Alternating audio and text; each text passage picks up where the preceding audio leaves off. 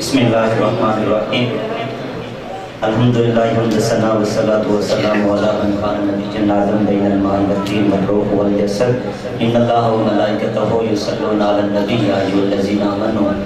صلوا علیہ وسلموا تسلیما صلاۃ والسلام علیک یا سیدی یا رسول اللہ وعلی آلک واصحابک یا سیدی یا حبیب اللہ۔ لاکھوں سلام مساقہ کر لاکھوں جس نے توڑ دیے دنیا کو دیا پیغام سکون طوفانوں کے رخ موڑ دیے، اور اس جانے جہاں کی باتوں میں لطف کچھ ایسا ہے ہم نفسو کہ جب سے چھڑا ہے ذکر نبی باقی سارے ذکر چھوڑ دیے ہیں۔ حسین و جمیل محفل ہے، سے پاک کی یہ محفل ہے، اور محمد سجاد حیدر صاحب نے حجی حسن انداز میں اپنی حاضری لگوا رہے تھے، لیکن صدر صاحب نے حکم دیا ہے کہ اصول برکت کے لیے تو میں سرکار مدینہ صلی اللہ علیہ وآلہ وسلم کی ایک حدیث جو میں اکثر سناتا ہوں، حضرت جابر رضی اللہ تعالیٰ عنہ ایک دن حضور کے سامنے بیٹھے ہوئے تھے، تو سرکار مدینہ صلی اللہ علیہ وآلہ وسلم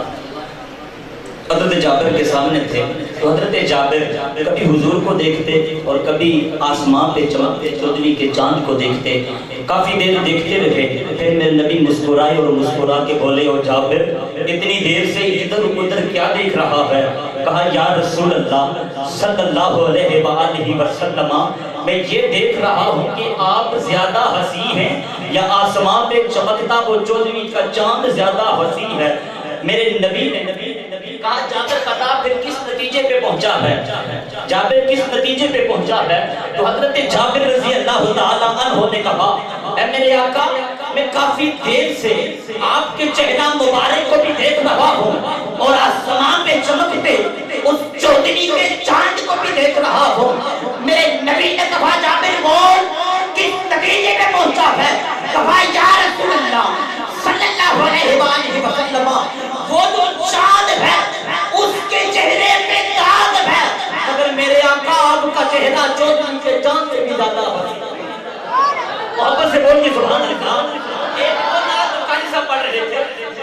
امام شریف کے قریب ہماری حاضری ہوئی، وہاں بھی قبلہ قاری صاحب نے نہایت خوبصورت حاضری لگوائی۔ میں اس دن بھی یہی کہہ رہا تھا کہ نہایت خوبصورت حاضری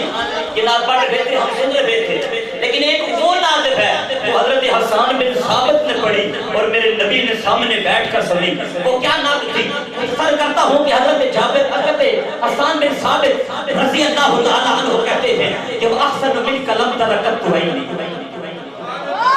آپ سے بولیے سبحان اللہ، جا کر بولیے ذرا سبحان اللہ کہ وہ احسن من کا لم ترکت تو ہے واجمل من کا لم تلد النساء خلقتا مبرعا